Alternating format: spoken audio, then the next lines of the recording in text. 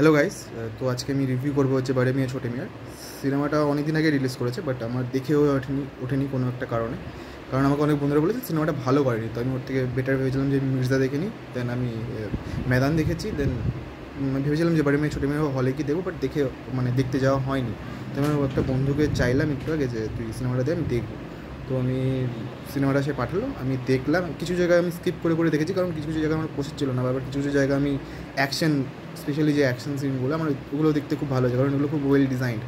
এবার আমি অত ভালো ডিটেল রিভিউ করতে পারি না, ব্যাপারটা হচ্ছে এটা। এবার আমি ওভারঅল যদি সিনেমাটা বলি যে আমি সিনেমাটা হলো কেমন, তো আমি বলবো এটা মোটামুটি একটা সিনেমা। আমি যে ধরনের সিনেমা এনজয় করি, লাইক আমার একটু অ্যাকশন দেখতে বেশি ভালো লাগে, একটু ড্রামা একটু ভালো লাগে, একটু কমেডি থাকলে ভালো লাগে।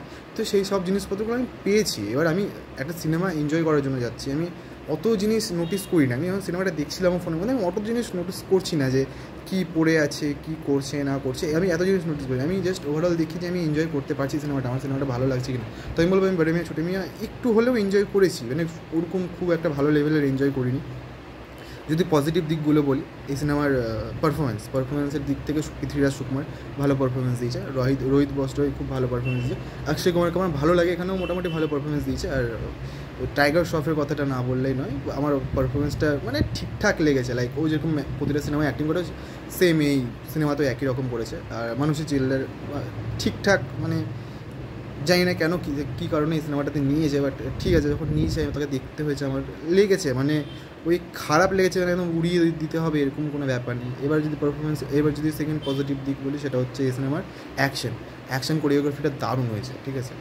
আমার বিভিন্ন জায়গার সিন, কিছু কিছু জায়গায় যে প্রথমের যে সিনটা, যে সিনটাতে ওই বলো না, ওই গুলি ছুড়বে, সেটা এসে গাড়িতে এসে লাগবে, উড়ে যাবে, সেখানে এই ভিলেনের এন্ট্রিটা হচ্ছে, সে একটা মেসেজ বোঝাচ্ছে ভিডিওগুলো, এইসব জায়গাগুলো দেখতে ভালো। বা ওই টাইগার শ্রফ আর অক্ষয় কুমারের যে এন্ট্রিটা হচ্ছে, সেখানে যে অ্যাকশনটা হচ্ছে, বা ইন্টারভিউয়ের আগে যে অ্যাকশনটা আছে, মানে জিনিসগুলো দেখতে ভালো লাগছে। একটু সিনেমাটা ফাস্ট ফরওয়ার্ড হচ্ছে বটে, বাট অ্যাকশনগুলো আমাকে, স্টোরিটা যেরকমই যতটাই খারাপ হোক না কেন, যাই হোক না কেন, যতটাই পোষাক না কেন, ওটা অ্যাকশনটাই কোথাও এসে আমাকে রাখছে সিনেমাটার মধ্যে, যে তুমি দেখো সিনেমাটা, কিছু না কিছু ভালো লাগবে। বাট তারপরে কিছু জায়গায় ফেস অফগুলো ভালো লেগেছে, কিছু জায়গায় তারপরে কিছু জায়গায় ভিএফএক্সের কাজ খুব ভালো আমার তো মনে হয়েছে, যে কিছু খুব ভালো ভিএফএক্স লেগেছে আমার দেখে। কিছু জায়গায় একদম যাচ্ছে তাই ভিএফএক্স লেগেছে।